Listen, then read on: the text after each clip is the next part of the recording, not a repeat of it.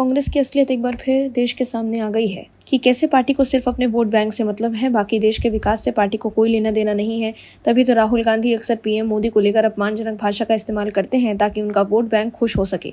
लेकिन अब दूध का दूध और पानी का पानी हो गया है, जिसके बाद सब कुछ साफ हो गया है कि कौन देश हित का काम कर रहा है और कौन सत्ता भोग के लिए।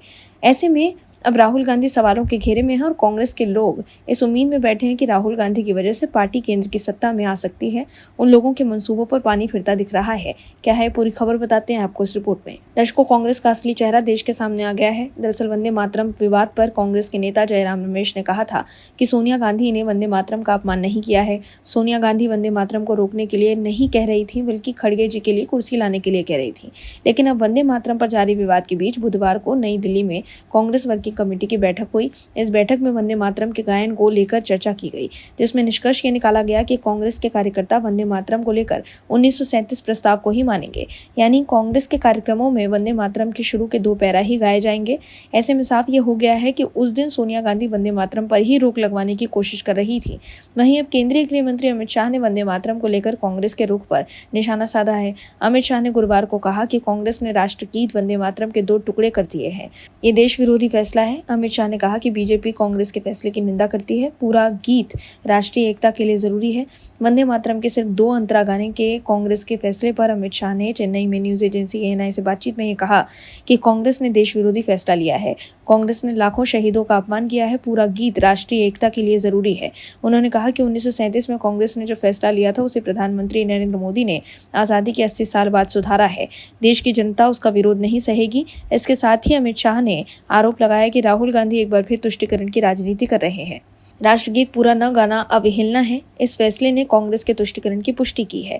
ये संसद में पारित एक्ट को खारिज कर रहे हैं, लेकिन अब तुष्टीकरण की राजनीति नहीं चलेगी। शाह ने आगे ये भी कहा कि बीजेपी जनता के बीच जाकर कांग्रेस के फैसले का विरोध करेगी। अमित शाह ने यह भी कहा कि मैं देश को याद दिलाना चाहता हूं कि 1937 में मुसलमानों को खुश करने के लिए वंदे मातरम को बांटकर कांग्रेस ने देश के बंटवारे की नींव रखी थी। आज नरेंद्र मोदी सरकार ने राष्ट्रीय एकता को मजबूत करने के लिए कांग्रेस की उस गलती को सुधारा है और इसे कानूनी आधार भी दिया है। कांग्रेस का यह फैसला उसकी तुष्टीकरण की नीति को साबित करता है। वहीं बीजेपी अध्यक्ष नितिन नवीन ने अपने कार्यक्रमों में वंदे मातरम के सिर्फ 2 पद गाने के कांग्रेस के फैसले पर जोरदार हमला किया है। नितिन नवीन ने कहा कि वोट बैंक के लिए कांग्रेस आज की नई मुस्लिम लीग बन गई है। कांग्रेस ने अपमान को अपनी नीति बनाकर उसे अपना आचरण बना लिया है और उसके लिए राष्ट्र के स्वाभिमान को भी गिरवी रख दिया है। नितिन नवीन का आरोप है कि हाल ही में यही अपमान एक व्यक्ति के आचरण में उजागर हुआ था, जिसे तब कांग्रेस की ओर से संयोग बताकर टाल दिया गया था। आज वही अपमान कांग्रेस की नीति बन गई है। वहीं बीजेपी के राष्ट्रीय प्रवक्ता सुधांशु त्रिवेदी ने कहा कि इस फैसले से कांग्रेस के स्वतंत्रता संग्राम की कथित एकमात्र उत्तराधिकारी होने के दावे पर सवाल खड़े हो गए हैं।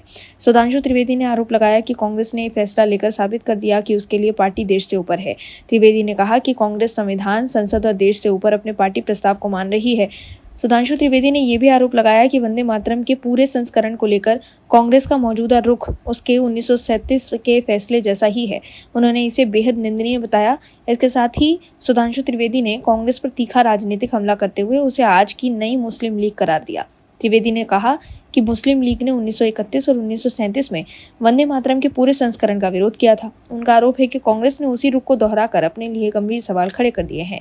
उन्होंने कहा कि कांग्रेस ने अपने पुराने फैसले को बदलने या उस अध्याय को सुधारने की बजाय उसे फिर से अपना लिया है। तो देखा आपने कि कैसे वंदे मातरम पर कांग्रेस ने जो फैसला लिया है उससे देश के लोग हैरान हैं और पार्टी ने बता दिया है कि उसे सिर्फ तुष्टीकरण से मतलब है। ऐसे में एक बार फिर कांग्रेस बैकफुट पर आ गई है। Bureau report, OMH news. आप दर्शकों से विनम्र निवेदन है कि चैनल को सब्सक्राइब जरूर करें